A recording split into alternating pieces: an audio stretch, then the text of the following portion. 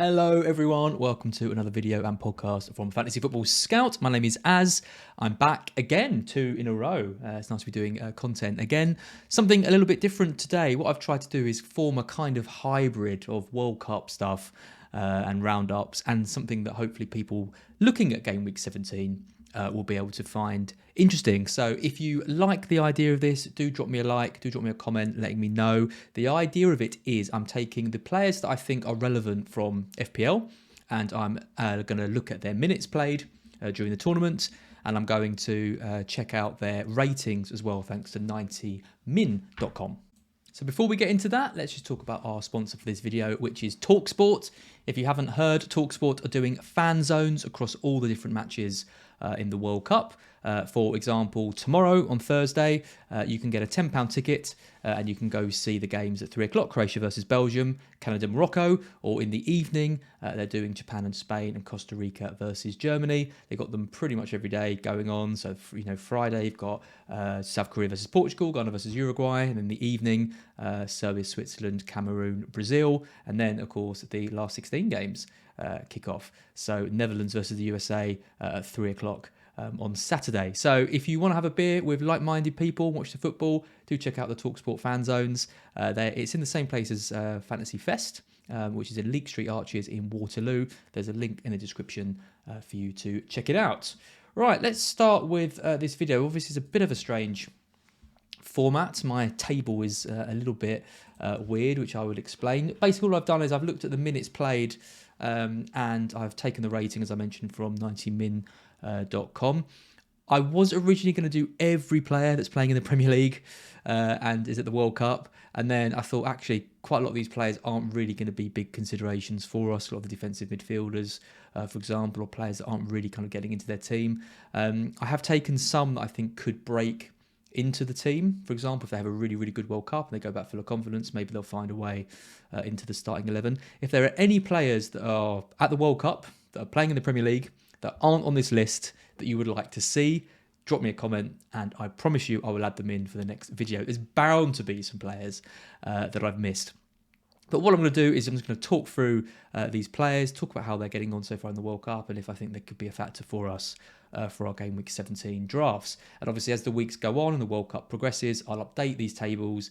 It'll help us keep track of all the minutes that these players are playing, so we'll know whether they're going to be rested, if they go out early, or whether they're going to have played loads of minutes and be really tired, and probably, even if they have a great tournament and go really far, they might not be coming in for that really kind of intense period around Boxing Day and beyond. So this is the way of kind of managing and maintaining and looking at all the players that are playing in the tournament. So I've done this by alphabetical order. Aguerd at West Ham, he's played 2 successive 90 minutes for Morocco, who are doing really well, looking really good. 2 sort of stellar performances for him. Now, 90min.com, the ratings are amazing.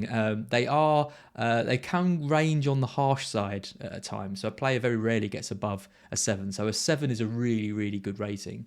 A 6 is kind of solid. And then anything below is kind of a little bit poor. But yeah, do check them out. The ratings are really good on that website. And I thought it'd be easier than me. I admit I haven't watched every game. I've watched quite a lot. But the 90min.com guys obviously watch every game, and it gives us a consistent rating across the board. So Morocco playing really well. I don't think we've seen Aguerd play for West Ham yet, but there's a lot of hope that he can come in and shore up that back line. West Ham got some really, really good players. We'll talk about Paqueta in a bit as well. Morocco playing really well, and 2 solid performances doesn't exactly harm his chances. Akanji, Switzerland, got his highest, played 290 minutes. Obviously been a great player for Man City so far, broken that sort of, Laporte, Diaz, Stones, Trinity up and added even more rotation in. Could even play at right back as well, young player. Really good performance for him against Brazil, a 7 rating in that, even though they lost the game. So again, I think he's going to go back to Man City, whatever happens to Switzerland, and his stock is going to be even further kind of enhanced. So, I think it just makes that Man City centre backs a no go, and Walker, potentially, he has had the injury, but now he's back playing for England. I think the only real players we can consider from the Man City backline are Ederson and Cancelo, who's next on the list. Not the greatest start for him so far. A 4 rating in his first game against Ghana, a 6 in his next. I've watched both Portugal's games. He hasn't really offered a lot of attacking threat. He's been pretty solid as well, which is how Portugal have set up, solid across the board with some individual brilliance mostly from Fernandes, but not set the tournament alight so far. Cash playing for Poland, not having the best tournament, been at fault for I think at least one of the goals in his first 2 matches, 2.5 ratings. Obviously going to be an important player for Villa, and his price has gone down quite a lot as well. So I think Poland are going to get through this group. Depending on their result against Argentina, and if they do, I think he's playing every minute for them. But I think he's such an important player for Villa that he'll probably come straight back into the side. Castagna having a poor tournament for Belgium. I mean, a lot of the Belgian players that we're going to talk about are, but 2 4-rated performances from him. Absolute crunch match in their next game against Croatia, but not an easy game at all, given Croatia have just scored a bucket load of goals against Canada. So yeah, I mean, Castagna's been a great player for me. He's not been performing on the stage for Belgium. Might be one of those ones, I think, where a lot of the Belgian players, if they get knocked out, are going to be happy to go back to their club sides and kind of put this tournament behind them. Diaz is next. He's looking solid again, similar to Cancelo. I think we've talked about the centre-backs there. Stupinian having a great tournament. I mean, the first 2 games looked absolutely electric. Loads of attacking threat. Ecuador looking really good. Great result in the first game against Qatar. Decent point against Netherlands. And they'll be really, really disappointed with what I saw yesterday against Senegal, where Stupinian couldn't really get on the ball and Senegal won that game. So it's good news for Brighton. He's going to come back into the Brighton side. I think he could be an option for people looking for a Brighton asset going forward in that. Kehrer, he's played 1 game for Germany, missed the first game, came in for the second for their decent sort of 1-1 game. Again, another international player, another international centre-back for West Ham. Is only good news. Decent kind of first performance from him. Maguire, I mean, we're not really considering him too much from an FPL perspective, given that, the Varane and Martinez partnership is looking good, but it has been a really solid tournament for Maguire so far. So, if he can come back to United and if he can get his confidence back, it's a bit of a long shot at this point, but he has looked really good in the games that he's played for England so far. Perisic, disappointing in the first game. Playing in a much more attacking role, much better performance in the second game against Canada. I think he got 2 assists in that game, full of attacking threat, really linking up well with the strikers. I think that the further Croatia get into the tournament, obviously the less of an impact Perisic is going to have, especially when we come to game week 17, given the rotation with those wing backs and his age. And it's a shame we're not seeing him playing more advanced for Spurs, but that's not going to happen with Son and Richarlison. Both there. So I think anyone who is considering Perisic will be hoping that Croatia get knocked out very quickly. Shaw's a really interesting one. I mean, he's kind of broken back into the England, into the Man United side, sorry. Malacia was there before, but Shaw's come in. He's looked okay for them. He's gone to England. He's put in a really good performance, particularly in the first game. In the games I've seen, he's really attacking, getting into the box. He's kind of nailed down that left-back spot for England, and I don't think this tournament is going to harm his chances at all for playing for United. So he's one that I've really got my eye on for game week 17, like I mentioned in the video yesterday. Thiago Silva rolling back the years, 2 really solid performances from him, an 8 and a 7 so far. What else can you say about him? He's just absolutely brilliant player, still playing at top level. And if Brazil are going to go far, he's going to need to keep up these performances, which doesn't show any sign of slowing down so far. Trippier is next. He wasn't that great against the US, although not a lot of our players really managed to cover themselves in glory. Thought he was a bit wasteful, some of his crossing.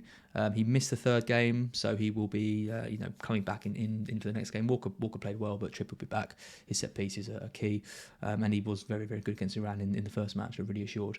And finally, Van Dijk. 3 good performances from him for Holland so far, as they qualify pretty easily from the group. Particularly the game against Ecuador, he was excellent. They would have been in a lot more trouble without him. He's such a calming presence, and I think Liverpool need that, because he hasn't been at his best for Liverpool so far this season, and they want a Van Dijk full of confidence. So I think Netherlands can go through a couple more games here. I don't think they're going to be semi-finalists, but we might see them make it to the quarterfinals, and then he goes back to Liverpool, and I think that'd be a really good result for them, because he'll be straight back into the side, obviously, as soon as the season kicks back off. Let's take a look at midfielders.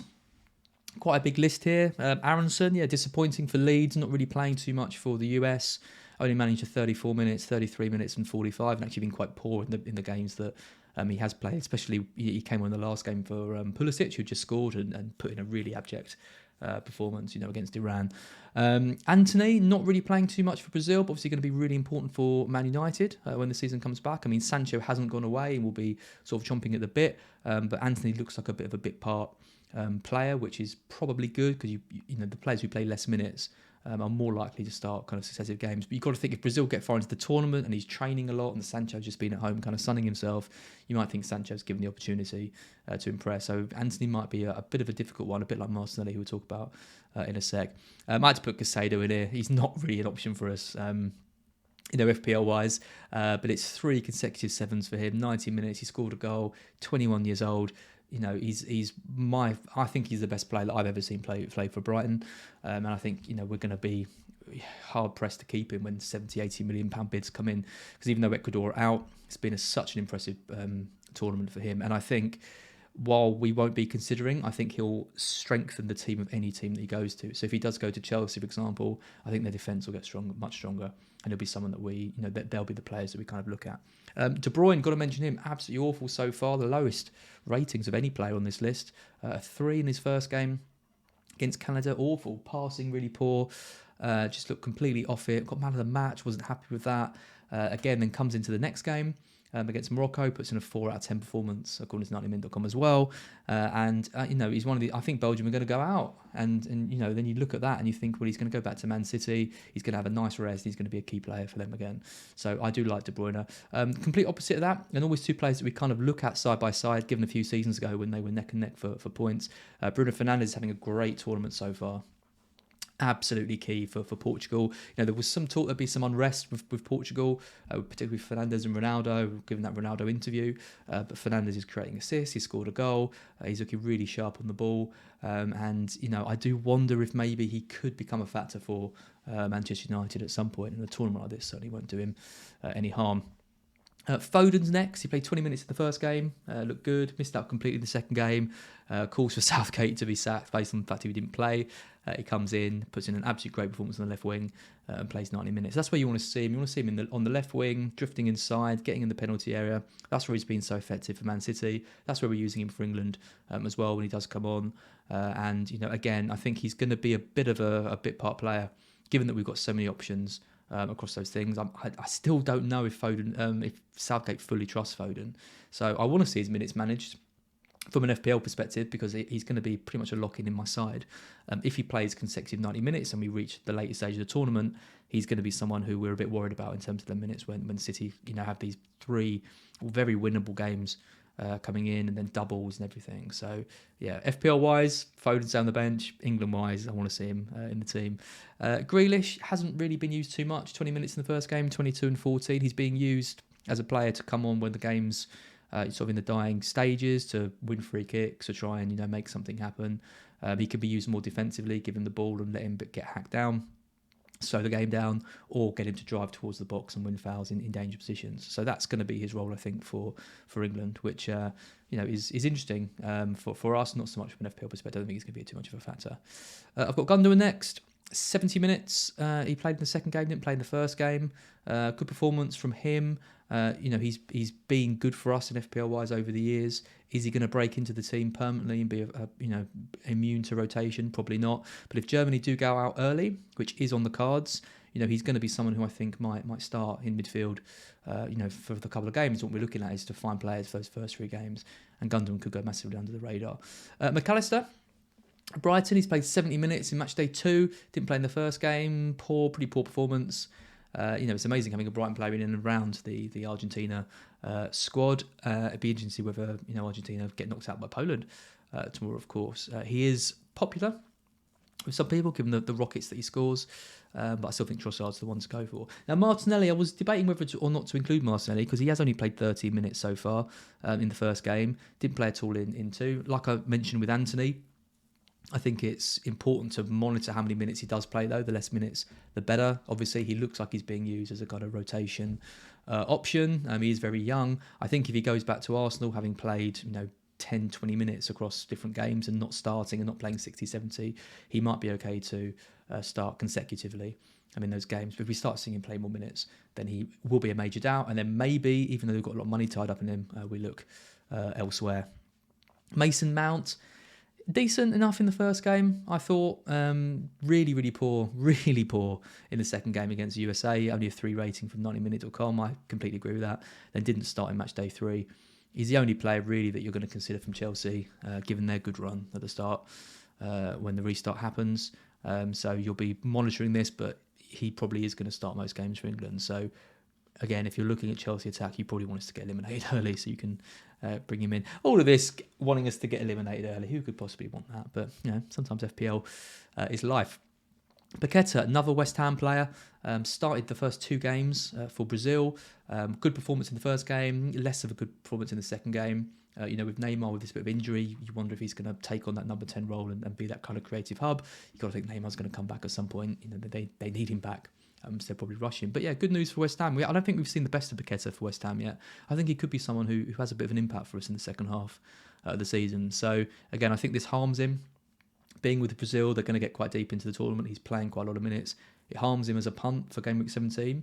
But, once the season starts kicking off again, and, we're in the game week 21, 22, and that, I think he could be someone that comes in. Pulisic has looked good. Really good. 2-7 performances out of 6. He's the main man, the talisman for the USA. Scored a really important goal, but not injured. That sounds familiar to him. He might be playing for a move in January, given that Chelsea are using him in the right wing-back spot, or not really at all. He's got these kind of injury problems.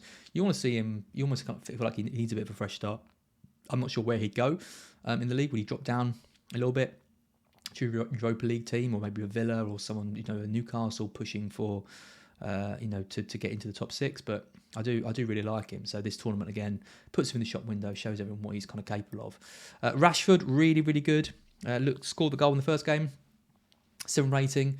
Only got 12 minutes, not really much of an impact in that one. And then obviously absolutely insanely good in that last game. And got to hope that he can, push for a start. It's going to be really tricky. You've got Sterling, Southgate's favourite. You've got Foden there as well. You've got Rashford with that performance. Who does he go with?